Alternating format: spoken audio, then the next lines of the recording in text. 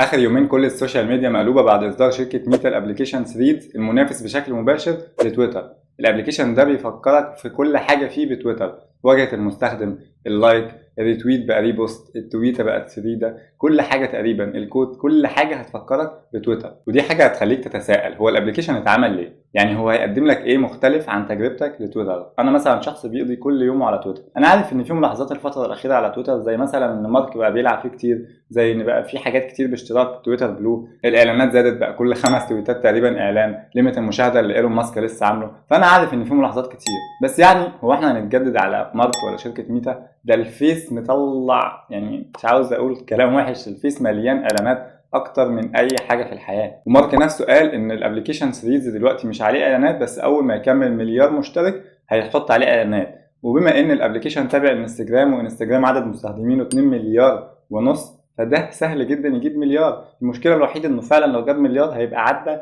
ضعف مشتركين تويتر اللي هم نص مليار مشترك. فهل ابلكيشن سيريز يقدر يتغلب على تويتر ويقضي عليه؟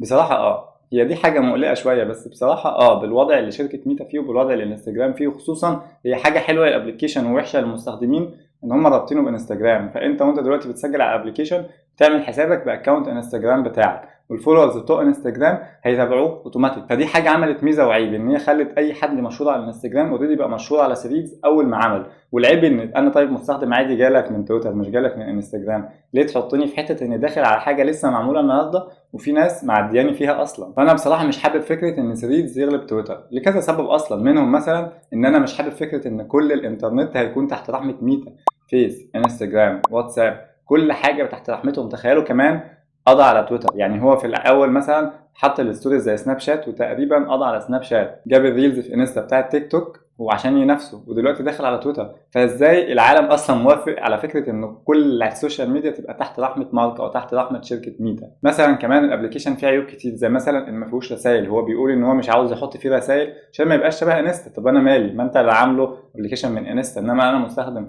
هدخل على ابلكيشن دلوقتي تواصل اجتماعي، المفروض يكون عندي تواصل. حاجه كمان مضايقاني، مارك اصلا بيغير براحته. يعني مثلا انستا اول ما اتعمل كان ابلكيشن صور، دلوقتي انت لو بصيت عليه مليان ريلز اكتر من الصور، وما عادش بالهدف الاساسي اللي كان معمول عشانه. فلا، ما تحبش قوي ابلكيشن ثريدز، انت مش عارف هو كمان سنه ولا اتنين هيعمل فيه ايه عشان يوصله للحاجه اللي هو بس عاوزها. انت بقى واهدافك والحاجات اللي انت بتفتح عليها الابلكيشن مش مهمه خالص. اكتر حاجه بقى مضايقاني اللي انا لسه قايلها من شويه، ان اي حد مشهور على انستا هو خلاه مشهور على ثريدز بس. يعني اي حد دلوقتي بيعمل اكونت بيجيب له وهو بيفتح ان هو يعمل فولو لكل اللي هو متابعهم على انستا، حتى لو حد منهم لسه ما عملش اكونت على ثريدز، اول لما يعمل الشخص ده هيكون بيتابعه اوتوماتيك.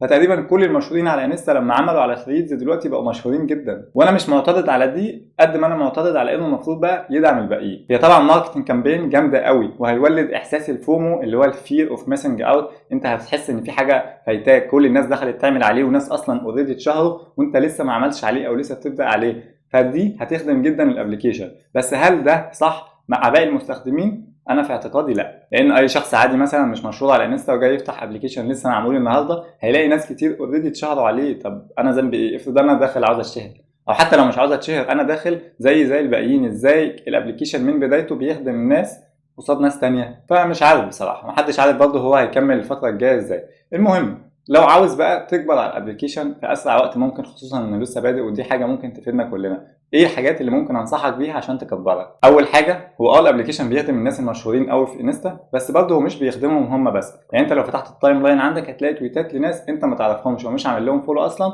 ثريدز بيرشحهم لك اوتوماتيك. فالابلكيشن حالا فاتح ريتش. فانت لو مهتم ان انت تكبر لازم تنزل حالا كميه تويتات او بوستات بقى او ثريدات كتير جدا على الابلكيشن، عشان الابلكيشن حالا في مرحله انه بينمو وبيرشح اي حد. فلازم تلحق تنزل اكبر كميه تويتات تقدر عليها على الابلكيشن عشان تتشاف اكتر، وخصوصا ان هو لسه في بدايته. تاني حاجه، اعمل ريبلايز على تويتات جايبه ريتش حلو، لان ده هيعمل لك اكسبوجر اكتر والناس هتشوفك. وبرده الابلكيشن لسه بادئ والناس اساسا عاوزه ناس تتابعها، انا داخل الابلكيشن عشان اتسلى مش عشان الاقيه فاضي قدامي.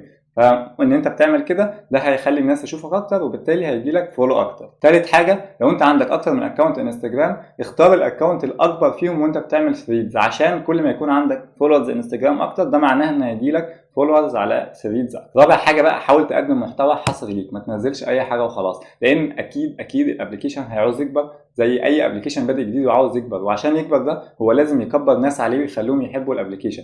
فهو اكيد هيبدا يرشح ناس، وخوارزميته اللي هم شغالين عليها هترشح ناس بتقدم محتوى كويس عشان تتشهر ويبقى المكان ده بتاعهم اللي هم مش بيعوزوا ينزلوا غير فيه. فلو انت بتقدم محتوى حصري ليك، ولازم تهتم بده الفتره الاولى مش بعد كده، قبل ما الابلكيشن يحصل له تشبع ويبقى عليه مشهورين كتير.